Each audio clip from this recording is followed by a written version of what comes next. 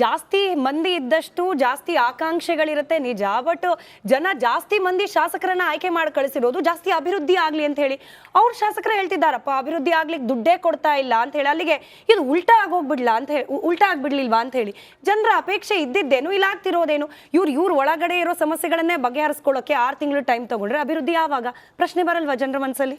ಈಗ ಅವ್ರ ಬೈಟ್ಗಳನ್ನು ನೋಡಿದ್ವಿ. ಅಶೋಕ್ ಪಟ್ಟಣ್ಣು ಭಾಳ ಮುಂದಕ್ಕೆ ಹೋಗಿ ನನಗೆ ಅಧ್ಯಕ್ಷರು ವಾರ್ನ್ ಮಾಡಿದ್ದಾರೆ, ಹಾಗಾಗಿ ಬೈಟ್ ಕೊಡಲ್ಲ ನಡೀರಿ ಹೇಳಿದ್ರು, ಅರ್ಧ ಹೇಳಿ ಇನ್ನರ್ಧ ನುಂಗ್ಕೊಂಡ್ರು. ಓಪನ್ ಅಪ್ ಆಗಿದ್ದೆ ಅಶೋಕ್ ಪಟ್ಟಣ್ ಅವರು. ಸುರ್ಜೇವಾಲಾ ಅವ್ರ ಹೆಸರು ಹೇಳ್ಬಿಟ್ರು ರಿಪಬ್ಲಿಕ್ ಕನ್ನಡ ಕ್ಯಾಮ್ರಾ ಮುಂದೆ. ಸುರ್ಜೇವಾಲಾ ಅವರೇ ಪ್ರಾಮಿಸ್ ಮಾಡಿದ್ದಾರೆ ನನಗೆ ಮಿನಿಸ್ಟರ್ ಮಾಡ್ತೀನಿ ಅಂತ ಹೇಳ್ಬಿಟ್ರು. ಅಲ್ಲ, ಹೇಳೋದೇನು ತಪ್ಪೇನಿಲ್ಲ. ಆದರೆ ಇದನ್ನ ಎಲ್ಲವೂ ಸರಿ ಇಲ್ಲ ಅಂತ ಹೇಳೋದಕ್ಕೆ ಬಸವರಾಜ್ ತುಂಬಾ ಚೆನ್ನಾಗಿ ವಿವರಣೆಯನ್ನು ಕೊಟ್ಟಿದ್ದಾರೆ.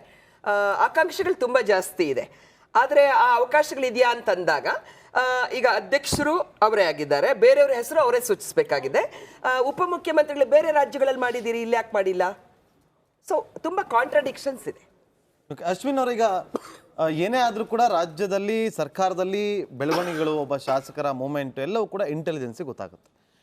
ಇಂಟೆಲಿಜೆನ್ಸ್ ಅಧಿಕಾರಿಗಳು ಪ್ರತಿದಿನವೂ ಕೂಡ CMಗೆ ಒಂದಷ್ಟು ಮಾಹಿತಿಯನ್ನು ಕೊಡ್ತಾನೆ ಇರ್ತಾರೆ. ಆದರೆ CM ಅವ್ರಿಗೆ ಸಿಗದಂತಹ ಇಂಟೆಲಿಜೆನ್ಸಿ ರಿಪೋರ್ಟ್ ಕುಮಾರಸ್ವಾಮಿ ಅವ್ರಿಗೆ ಸಿಗ್ತಾ ಇದೆಯಾ?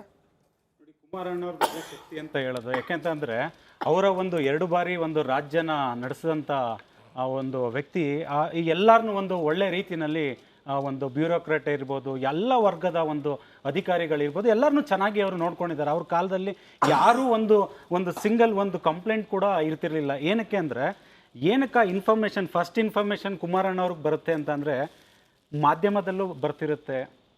ಜನರು ಕುಮಾರಸ್ವಾಮಿ ಹೇಳ್ತೀನಿ, ಒಂದು ಉದಾಹರಣೆ ನೋಡಿ, ಜನರು ಮಾತಾಡೋದು ಹೇಗೆ ಕುಮಾರಣ್ಣವ್ರು ಮಾತಾಡ್ತಾರೆ ಅಂದ್ರೆ ಒಂದು ಮಿರರ್ ಅಷ್ಟೇ. ಜನರು ಹೇಳ್ತಿರ್ತಾರೆ ಓ ಇವತ್ತು ಶಿಂದೆ ಆಗ್ತಿದ್ದಾರೆ ಅಂತಂದಾಗ ಜನರು ಬಾಯಲ್ಲಿ ಬರ್ತಿರಿದೆ.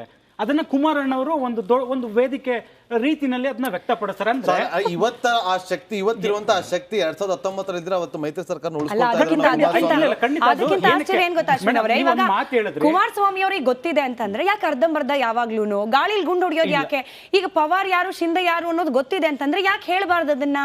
ಈಗ ಹೇಳಿದವರಲ್ಲ, ಕುಮಾರಣ್ಣವರು ಹೇಳಿದ್ದು ಶಿಂದೆ ಹಾಗೂ ಅಜಿತ್ ಪವಾರ್ ಅಂತ ಹೇಳಿದಾಗ ಕಾಂಗ್ರೆಸ್ ಅವರು ಓಪನ್ ಆಗಿ ಹೇಳಿದ್ರಲ್ಲ ಶಿಂದೆ ಆಗ್ತಾರೆ ಅಂದ್ರೆ, ಇಲ್ಲ ನಮ್ಮಲ್ಲಿ ಮಾನ್ಯ DK ಶಿವಕುಮಾರ್ ಅವರು ಶಿಂದೆ ಅಲ್ವೇ ಅಲ್ಲ ಅಜಿತ್ ಪವಾರ್ ಅಂತ ಅಂದಾಗ ಇಲ್ಲ ಕಾಂಗ್ರೆಸ್ ಅವ್ರು ಹೇಳಿದ್ರು ಅಜಿತ್ ಪವಾರ್ ಆಗ್ತಾರೆ ಅಂದ್ರೆ MB ಪಾಟೀಲ್ ಅವರು ಸತೀಶ್ ಜಾರಕಿಹೊಳಿ ಅವರು ಖಂಡಿತ ಅಜಿತ್ ಪವಾರ್ ಆಗಲ್ಲ ಅಂತಂದ್ರೆ ನಾವ್ ಹೇಳಿದ್ವಾ? ಕಾಂಗ್ರೆಸ್ ಅವ್ರು ಹೇಗೆ ವರ್ತಿಸ್ತಿದ್ದಾರೆ ಅಂದ್ರೆ, ಇಲ್ಲಿ ಏನಾಗಿದೆ ಮೇಡಮ್, ನೀವು ಒಂದು ಹೇಳಿದ್ರಿ ಅತ್ಯಧಿಕವಾದಂತ ಒಂದು ಮ್ಯಾಂಡೇಟ್ ಬಂದಿದೆ ಅಂದಾಗ ಒಂದು 4-4.5 ವರ್ಷ ಆದ್ಮೇಲೆ ಒಂದು ಒಳಗಡೆ ಒಂದು ಸರ್ಕಾರದಲ್ಲಿ ಒಂದು ಕಿತ್ತಾಟ ಇಲ್ಲ ಒಂದು ವೈಮನಸ್ಸು ಇರುತ್ತೆ. ಬಂದಿದ್ದ ದಿನದಿಂದಲೇ ಇಲ್ಲಿದೆ ಅಂತ ಅಂದ್ರೆ ಬೇಸ್ಡ್ ಆನ್ ಪರ್ಫಾರ್ಮೆನ್ಸ್ ಹುದ್ದೆ ಕೊಡ್ಲಿಕ್ಕೆ ಕಾಂಗ್ರೆಸ್ ಅಲ್ಲಿ CM ಆಗ್ಲಿ CLP ಲೀಡರ್ಗೆ ಶಕ್ತಿ ಇಲ್ಲ. ಬೇಸ್ಡ್ ಆನ್ ಹೌ ಅವ್ರು ಹೇಗೆ ರೆಬಲ್ ಆಗ್ತಾರೆ ಅವ್ರಿಗೆ ಹುದ್ದೆ ಕೊಡ್ತಿದ್ದಾರೆ. ಅವ್ರಿಗೆ ಇಲ್ಲ ಅಂತ ಹೇಳ್ಬಿಡ್ಲಿ ಕಾಂಗ್ರೆಸ್ ರೆಬಲ್ ಆಗಿರೋರಿಗೆ ಅಧಿಕಾರ ಬೇಗ ಕೊಡ್ತಿದ್ದೀರಾ. ಪರ್ಫಾರ್ಮೆನ್ಸ್ ನೋಡಿ ಒಂದು ವ್ಯಕ್ತಿ ಒಂದು ಶಾಸಕರ ಇವರು ನಿಭಾಯಿಸ್ತಾರೆ ಈ ಹುದ್ದೆನ ಅಂತ. ಇವತ್ತು ಒಂದು ಹುದ್ದೆನ ನೀವು ಅದೇ ರಘು ದೊಡ್ಡೇರಿ ಅವರು ಅದನ್ನೇ ಹೇಳಿದ್ದು. ಎಲಿಜಿಬಿಲಿಟಿ ಇದೆ ಸತೀಶ್ ಜಾರಕಿಹೊಳಿ ಅವ್ರಿಗೂ ಇದೆ, MB ಪಾಟೀಲ್ ಅವ್ರಿಗೂ ಇದೆ. ಅಂದ್ರೆ ನಿಮ್ಮ ಮಾತಿನದ್ದೇ ನಾನು ಸೆಂಟೆನ್ಸ್ ಅನ್ನ ಕಂಟಿನ್ಯೂ ಮಾಡೋದಾದ್ರೆ ಅಶ್ವಿನ್ ಅವ್ರು ಹೇಳ್ದಂಗೆ ಅವ್ರ ಎಲಿಜಿಬಿಲಿಟಿ ಇಲ್ಲಿ ಪ್ರಶ್ನೆ ಆಗ್ಲೇ ಇಲ್ಲ. ಅವರು ಎಲಿಜಿಬಿಲಿಟಿ ಒಂದು ಮಾತು ಹೇಳಿದ್ರು ನೋಡಿ, ಸಿಂಪಲ್ ಆಗಿ ಒಂದು CLP ಲೀಡರ್ ಅಂತ ಏನಕ್ಕೆ ಅವರು ಒಂದು ಟೀಮ್ ಅವರ ಸರ್ಕಾರ ಒಂದು ಪಕ್ಷದಲ್ಲಿ ಮಾಡ್ಕೊಳ್ತಾರೆ. ಏನೇ ಇದ್ರು CLP ಲೀಡರ್ ಥ್ರೂ ನಾವು ಸರ್ಕಾರದಲ್ಲಿ ನಾವು ಒಂದು ಪಾರ್ಟ್ ಆಗಿ ಒಂದು ಜನರ ಅಭಿವೃದ್ಧಿ ಪರವಾಗಿ ಕೆಲಸ ಮಾಡಬೇಕು ಅಂತ. ಇಲ್ಲಿ ಮಾನ್ಯ MB ಪಾಟೀಲ್ ಅವ್ರಿಗೆ ಎಲಿಜಿಬಿಲಿಟಿ ಇದೆ, ಮುನಿಯಪ್ಪ ಅವ್ರಿಗೆ ಎಲಿಜಿಬಿಲಿಟಿ ಇದೆ, ಸತೀಶ್ ಜಾರಕಿಹೊಳಿ ಎಲಿಜಿಬಿಲಿಟಿ ಅಂದ್ರೆ CLP ಲೀಡರ್ ಏನಕ್ಕೆ ಮಾಡ್ಕೊಂಡಿದ್ದೀರಾ? ಕಿತ್ತಾಕಿ ಎಲಿಜಿಬಿಲಿಟಿ ಕೊಡಿ. ನೋಡಿ ಸ್ಮಿತಾ, ನಾವು ಈಗ ನಮ್ಮ ಮಿತ್ರರು ಎಲ್ಲರೂ ಸೇರಿ ಒಂದು 3-4 ಪ್ರಶ್ನೆಗಳನ್ನ ಹೇಳಿದ್ದಾರೆ. ಮೊದಲನೇದಾಗಿ ಒಂದು ರಾಜ್ಯ ಜನತೆಗೆ ತಮ್ಮುಖ ಅಂತ ಹೇಳೋದೇನು ಅಂತ ಹೇಳಿದ್ರೆ 1994 ಚುನಾವಣೆ ನಂತರ ಯಾವುದೇ ಒಂದು ಇಂಡಿಪೆಂಡೆಂಟ್ ಸರ್ಕಾರ ಬಂದಿದ್ರೆ ಕಾಂಗ್ರೆಸ್ ಸರ್ಕಾರ ಮಾತ್ರ 2 ಬಾರಿ ಬಂದಿದೆ.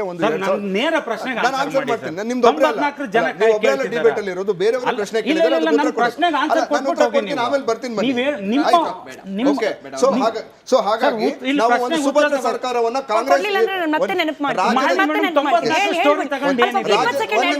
ರಾಜ್ಯದ ಜನತೆ ಇಲ್ಲ ಡೇವಿಡ್ ರಾಜ್ಯದ ಜನತೆ ಸುಭದ್ರ ಸರ್ಕಾರ ಕೊಟ್ಟದ್ದು ಕಾಂಗ್ರೆಸ್ ಸರ್ಕಾರಕ್ಕೆ ಮಾತ್ರ. ಹಾಗಾಗಿ ಅದನ್ನ ಆ ವಿಚಾರವನ್ನು ಚರ್ಚೆಗೆ ಬಿಡೋಣ. ಎರಡನೇ ವಿಚಾರವನ್ನು ಹೇಳಿದ್ರು, ಯಾವಾಗ ನೋಡಿದ್ರು ಈಗೇನು MB ಪಾಟೀಲ್ ಅವರು ಮತ್ತೆ ಬೇರೆ ಬಗ್ಗೆ ಮಾತಾಡ್ತಾ ಇದ್ರು, ಆದ್ರೆ ಇವ್ರು ನಮ್ಮ ಮಾತುಗಳ ಬಗ್ಗೆ ಮಾತಾಡ್ತಾ ಇದ್ರೆ. ವಿಜೇಂದ್ರ ಅವರು ಯತ್ನಾಳ್ ಅವರು ಹೇಳಿದ್ದಾರೆ ಲೋಕಸಭಾ ಚುನಾವಣೆ ನಂತರ ಬಿಜೆಪಿನಲ್ಲಿ ಇದು ರಾಜ್ಯಾಧ್ಯಕ್ಷರು ಮತ್ತೆ ವಿರೋಧ ಪಕ್ಷ ನಾಯಕರು ಬದಲಾಗ್ತಾರೆ ಅಂತ ಹೇಳಿ. ಸೊ ಅಂದ್ರೆ ಏನಂತ ಅರ್ಥ, ಅವರಲ್ಲಿ ಅಂದ್ರೆ ಅವ್ರದೇ ಸರ್ಕಾರ ಅಧ್ಯಕ್ಷ ಇರೋದಿಲ್ಲ. ಈ ವಿಚಾರ ಒಂದ್ ಸರಿ ಬಿಡ, ಅದು ಅವ್ರು ಆನ್ಸರ್ ಮಾಡ್ತಾರೆ. ನಮ್ಮ ಮೇಡಮ್ ಅಕ್ಕ ಇದ್ದಾರೆ, ಮಾತಾಡ್ತಾರೆ. ಈಗ ಸ್ಮಿತಾ ಅವರೇ 6 ತಿಂಗಳು ವಿರೋಧ ಪಕ್ಷದ ನಾಯಕರನ್ನೇ ಮಾಡಲಿಲ್ಲ. ಈ ರಾಜ್ಯದ ಜನತೆಗೆ ಮಾಡಿದಂತ ದ್ರೋಹ ಅದು. ಜನರದಕ್ಕೆ ಆಯ್ಕೆ ಮಾಡಿರೋದು ನಿಮ್ಮನ್ನ. ಅವ್ರನ್ನ ಪಕ್ಕ ಕೂರಿಸಿದ್ದಾರೆ ರಘು ಸರ್.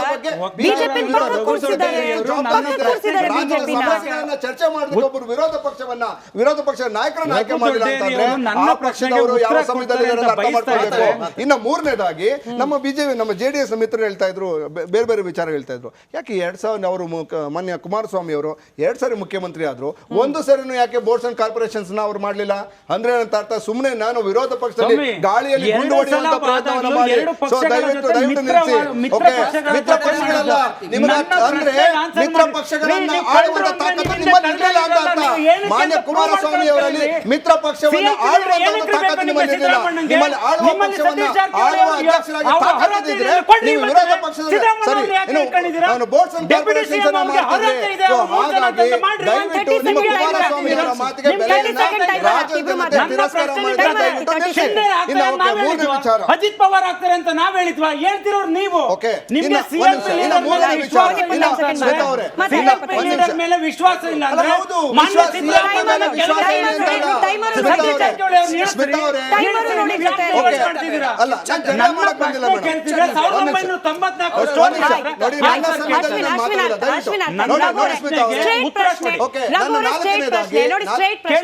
ಅಂದ್ರೆ ಕೇಳಿದ್ದೇನು ಅವ್ರು ಹಂಗ ಮಾಡಿದ್ರು ಅಂತ ಉದಾಹರಣೆ ಕೊಡ್ಲಿ ಅಂತಲ್ಲ ಜನರು ನಿಮ್ಮನ್ನ ಆಯ್ಕೆ ಮಾಡ್ಕೊಂಡಿದ್ರು. ನೀವೇನ್ ಮಾಡ್ತಿದ್ದೀರಿ? ನಾವು ಮಾಡ್ತಾ ನೋಡಿ. ಮಾನ್ಯ ಮುಖ್ಯಮಂತ್ರಿಗಳು ಯಾವಾಗ CLP ನಾಯಕರಾಗಿ ಆಯ್ಕೆ ಆದ್ರೂ ಅವರಿಗೆ ಬೇಕಾದಂತ 33 ಮಂತ್ರಿಗಳನ್ನ ಅವರು ಮಾಡ್ಕೊಂಡಿದ್ದಾರೆ. ಒಬ್ಬ ಮುಖ್ಯಮಂತ್ರಿಗಳಾಗಿ ನೋಡಿ, ಒಂದ್ ನಿಮಿಷ, ಡಿ ಕೆ ಶಿವಕುಮಾರ್ ಅವ್ರಿಗೆ ಬೇಡವಾದವ್ರ?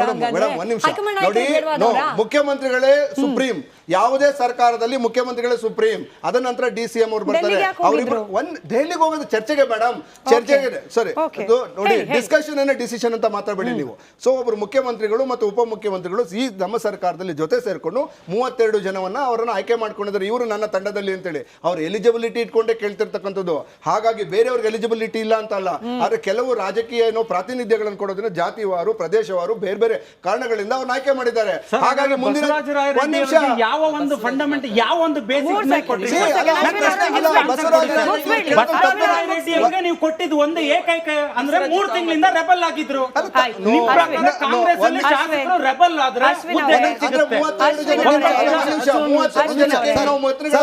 ರೆಬೆಲ್ ಅಂತ ಕೊಟ್ಟಿದೀವ? ಇಲ್ಲ, ಅವರ ಮಾನದಂಡದ ಬೇರೆ ಬೇರೆ ಮಾನದಂಡದ ಆಧಾರದ ಮೇಲೆ ಕೊಟ್ಟಿದ್ದೇವೆ. ಅದನ್ನ ನೀವು ಪ್ರಶ್ನೆ ಮಾಡ್ತೀರಾ? ಕೇವಲ ಏನು 3 ಜನ ನಾವೇನು ಮುಖ್ಯಮಂತ್ರಿಗಳ ಎಕನಾಮಿಕ್ ಅಡ್ವೈಸರ್ ಮಾಡಿದೀವಿ ಚೇರ್ಮನ್ ಮಾಡಿದ್ದಾರೆ. ಓಕೆ, ನಮ್ಮ ಸರ್ಕಾರದಲ್ಲಿ ಎಲ್ಲರೂ